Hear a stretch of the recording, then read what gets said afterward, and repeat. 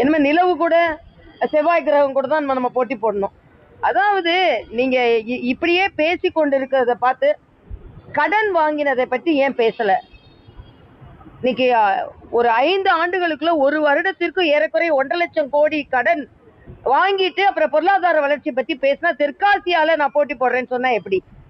அதனால உலக தரத்துல மரியாதைக்குரிய பாரத பிரதமர் உலக அரங்கில நட்பை ஏற்படுத்தி அவர் உலக அரங்கில வளர்ச்சியை அவர் பதிவு செய்து வருகிறார். நீங்க சும்மா வார்த்தைகளை தெற்காசியா கூட தான் என்ன நான் போட்டி அப்படின்னு சொன்னா மற்ற மாநிலங்களும் ஏறக்குறைய வளர்ந்துதான் வருகிறது. நீங்க மற்ற மாநிலங்களை புறந்தள்ளி விட்டு தெற்காசியாவுக்கு தான் போறேன் அப்படின்னு சொல்றதே ஒரு பொய்யான தோற்றம் என்பதுதான் எனது கருத்து.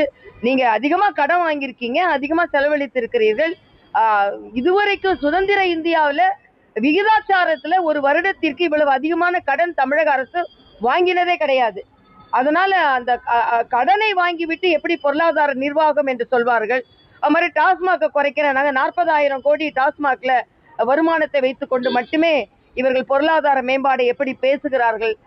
அந்நிய முதலீடுன்னு சொன்னாங்க. கடைசி வரைக்கும் அந்நிய முதலீடுகளை வெள்ளை அறிக்கை அவங்க கொடுக்கவே இல்லை. எத்தனை அந்நிய முதலீடு கொண்டு வந்தோம், எத்தனைக்கு MOU சைன் பண்ணோம், எவ்வளவு முதலீடு வந்தது, எவ்வளவு லாபம் வந்தது, எதை பத்தியும் ஒரு கருத்தும் இல்லை.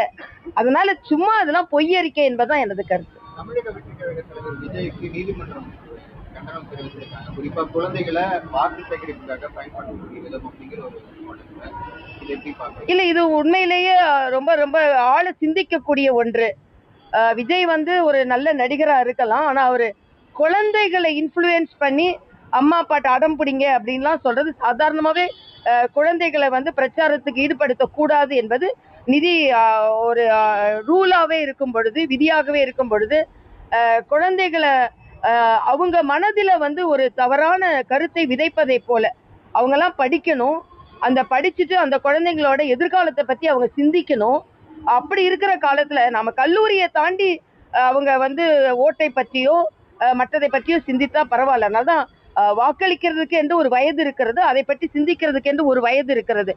இந்த வயதுல குழந்தைகளை இப்படி பழக்கணும்னா அவங்களோட எதிர்காலம் பாதிக்கப்படும் என்பதை தம்பி விஜய் கொஞ்சம் உணரணும் என்பது. இது எல்லாமே ரொம்ப சுயநல அரசியலை நோக்கி சென்று கொண்டு இருக்கிறதோ என்று பயமாக இருக்கிறது என்பது எனது கருத்து.